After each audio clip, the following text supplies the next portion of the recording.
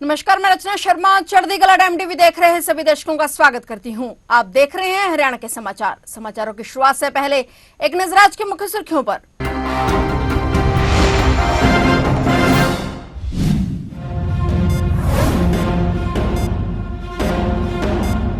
महर्षि कश्यप जयंती पर लाडवा में राज्य स्तरीय समारोह। 23 मई को राज्य स्तरीय महर्षि कश्यप जयंती समारोह का आयोजन। सीएम नायब सैनी करेंगे शिरकत।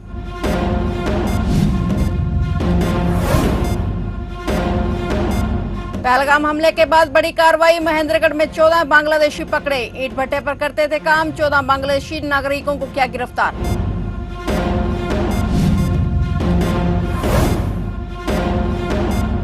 फरीदाबाद में पुलिस और बदमाशों के बीच एनकाउंटर। आरोपियों के पैरों में लगी गोली। पुलिस ने किए अरेस्ट। हथियारों से लैस होकर पहुंचे थे बदमाश।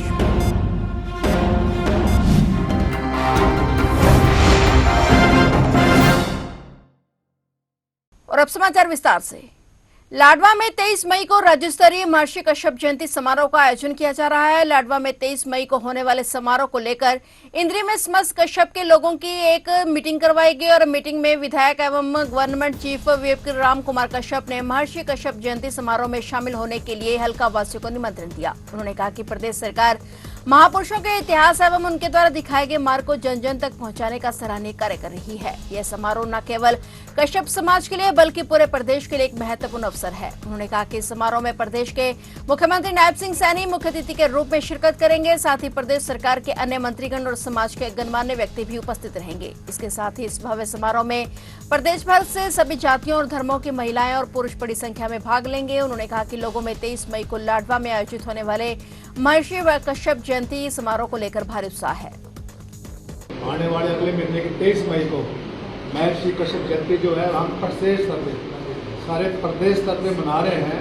अब ये नहीं है भी कोई इंद्री लाल का मामला है या एक जिले का मामला है या एक लाडवे का मामला। सारे प्रदेश से, सारे स्टेट से, सारे हरियाणा से लगभग 60-65 हलकों में समाज रहता है। कश्यप समाज की आबादी 60-65 हलकों में है। तो सभी हलकों में जा करके इसके लिए न्योता दे रहे हैं। तो मैं भी आप सभी को इसके लिए सादर आमंत्रित करता हूँ। और जहाँ तक लाडवे की बात है, ये आपके नज़दीक है, कोई दूर नहीं है।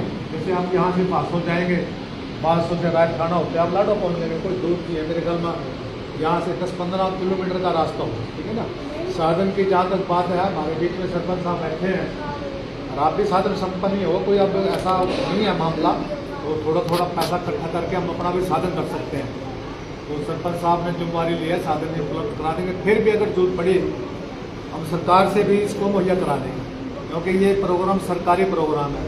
सरकार जो है, हम हरियाणा सरकार, इससे पहले मनोहर लाल जी, अब नायब सिंह सैनी जी, जितने भी महापुरुषों की जयंती होती है, ऋषि मुनियों के जन्मदिन होता है, सरकार उसको सरकारी तौर पे मनाने का इसमें काम कर रही है लगभग 5 साल से। तो इसमें समाज का सहयोग तो रहता ही है। देखो, कोई भी प्रोग्राम है, कोई भी अभियान है, कोई भी जयंती है, जब तक समाज का या क्षत्रिय भाइयों का, क्षत्रिय समाज के लोगों को उसमें सहयोग नहीं रहता, तब तक वो प्रोग्राम कामयाब नहीं होता। तो इसमें जो है सभी समाज के नेताओं ने बैठ करके एक निर्णय लिया है।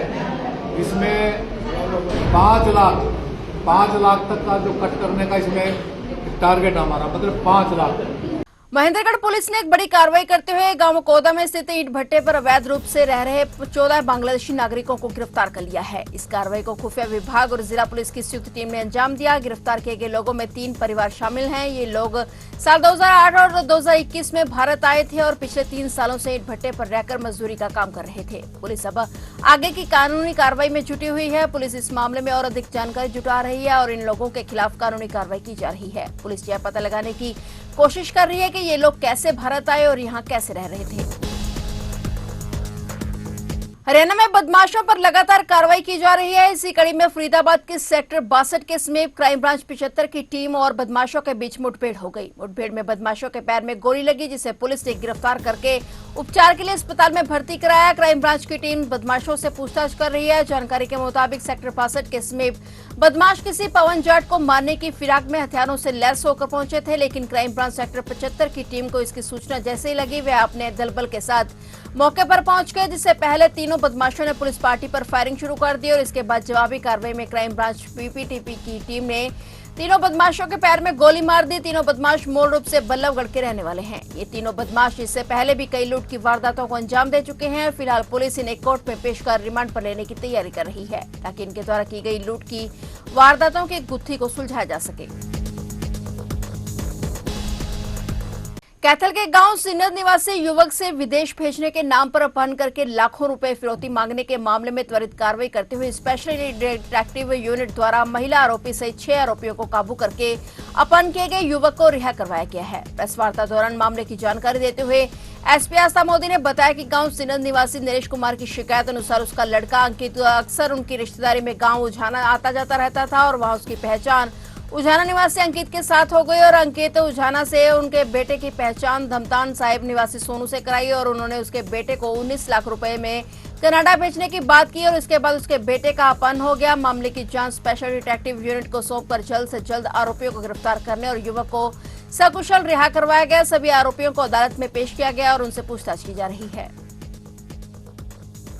जी, मैं बताना चाहूँगी, हमारे यहाँ पे एक FIR दर्ज हुई थी 103 नंबर कलायत थाने में। उसके बारे में मैं आपको बताना चाहूँगी कि हमारे यहाँ से नत गाँव पड़ता है। वहाँ पे एक युवक था अंकित, जो बाहर जाने की इच्छा रखता था और उसी संदर्भ में उनकी मुलाकात एक उजाना गांव जो जींद में पड़ता है वहाँ के एक वासी जिसका नाम भी अंकित था, उसके थ्रू धमतान साहब का निवासी सोनू से उसकी मुलाकात हुई। तो उनसे उनकी बात हुई कि 20 लाख रुपए में उन्हें कनाडा लेके जाया जाएगा अंकित को। तो इन लोगों ने अंकित को फ़ोन करके ये बोला कि आपका हम लोग कार्रवाई कर रहे हैं, तो आप 1 लाख रुपए अंकित के अकाउंट में डलवा दें और उसके बायोमेट्रिक कराने के लिए उसको अपने पास उन्होंने बुला लिया। उसके पास जब वो गए तो 20 तारीख की बात है ये। उसके बाद अंकित का जो फ़ोन है वो स्विच ऑफ हो गया और 22 तारीख को उसने वापस कांटेक्ट किया अपने फैमिली को और बताया कि मुझे किडनैप कर लिया है और अब वो पैसे डिमांड कर रहे हैं। 25 लाख रुपए उन्होंने डिमांड करे परिवार से उसको छोड़ने के लिए।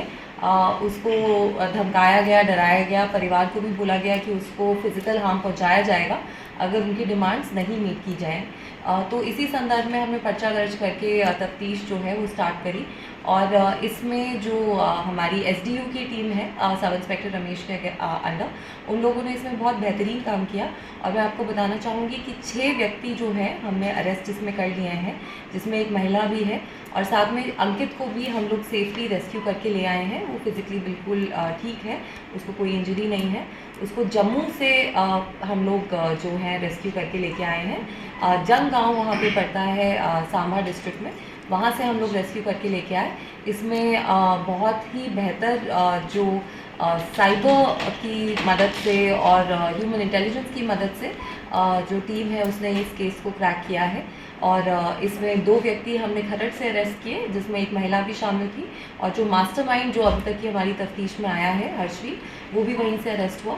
हरियाणा के मुख्यमंत्री नायब सिंह सैनी ने प्रदेश भर में विभिन्न पेंशन योजनाओं की 41,591 नए लाभार्थियों को सामाजिक सुरक्षा पेंशन का लाभ देते हुए सीधे उनके बैंक खातों में राशि जारी कर दी है। इन लाभार्थियों के खातों में 12 करोड़ 59 लाख रुपए की राशि डाली गई है। मुख्यमंत्री ने कहा कि सरकार ने बुढ़ापा पेंशन, दिव्यांग पेंशन आदि को प्रोएक्टिव मोड पर बनाने का काम किया है और अब उनके लिए किसी को भी कार्यालयों के चक्कर काटने नहीं पड़ेंगे। पहले की सरकार में तो नागरिकों को पेंशन बनवाने के लिए कार्यालयों के चक्कर लगाने पड़ते थे, लेकिन आज घर बैठे ही स्वतः पेंशन बन जाती है।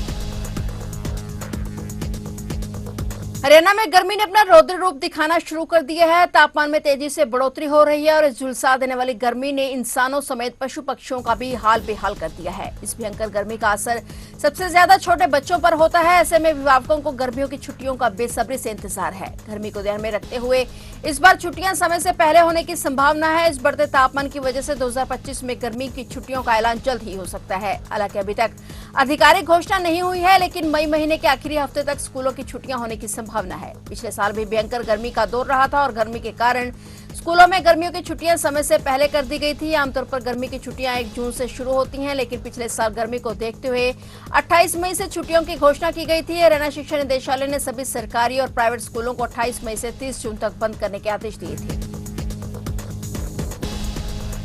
रोहतक में ऑल इंडिया ट्रांसपोर्ट वर्कर्स ने राष्ट्रव्यापी हड़ताल का ऐलान कर दिया है और इसे लेकर बैठक भी हुई है। बैठक में सभी कर्मचारियों ने हड़ताल में शामिल होने के लिए कहा है। बैठक में 20 मई को राष्ट्रव्यापी हड़ताल करने का ऐलान किया गया है। मीडिया रिपोर्ट्स के मुताबिक all India transport workers union के राष्ट्रीय महासचिव का कहना है कि सरकार लेबर कोड लाकर परिवहन को खत्म करना चाहती है। ऐसे में सभी कर्मचारी सरकार के इस फैसले के विरोध में लगातार आंदोलन कर रहे हैं, लेकिन इसके बावजूद भी सरकार अब तक उनकी मांगों को अनदेखा कर रही है। ऐसे में दोबारा कर्मचारियों को देश भर में आंदोलन करने का आह्वान करना पड़ रहा है। 20 मई को राष्ट्रव्यापी हड़ताल की जाएगी और इस हड़ताल में देश भर में काम करने वाली 8 ट्रांसपोर्ट फेडरेशन को शामिल किया गया है। इसके अलावा 10 ट्रेड यूनियन काम में लगी हुई हैं। यह यूनियन हड़ताल में शामिल होकर सरकार को ज्ञापन देगी।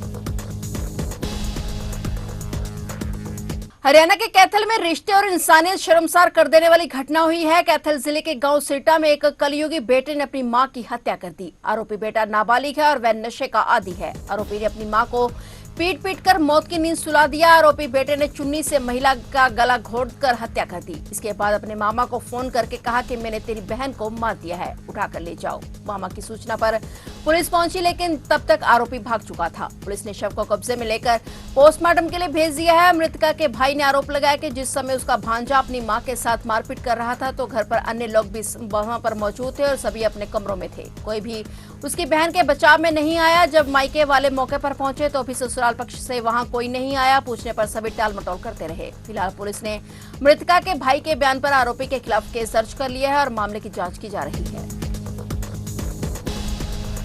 करनाल नेवल स्थित कमांडो कॉम्प्लेक्स में ट्रेनिंग करने आए 9 कमांडो की अचानक तबीयत बिगड़ गई। बताया जा रहा है कि कमांडो को पेट में दर्द, उल्टी, सिर दर्द की यही समस्या थी और कमांडो कुंजपुरा सामुदायिक स्वास्थ्य केंद्र में उपचाराधीन है। फिलहाल जवानों की हालत ठीक बताई जा रही है। कमांडो कॉम्प्लेक्स से कमांडो को इलाज के लिए लेकर पहुंचे सीनियर ने बताया कि गर्मी ज्यादा है और गर्मी में खाने पीने के कारण ये सब हो सकता है।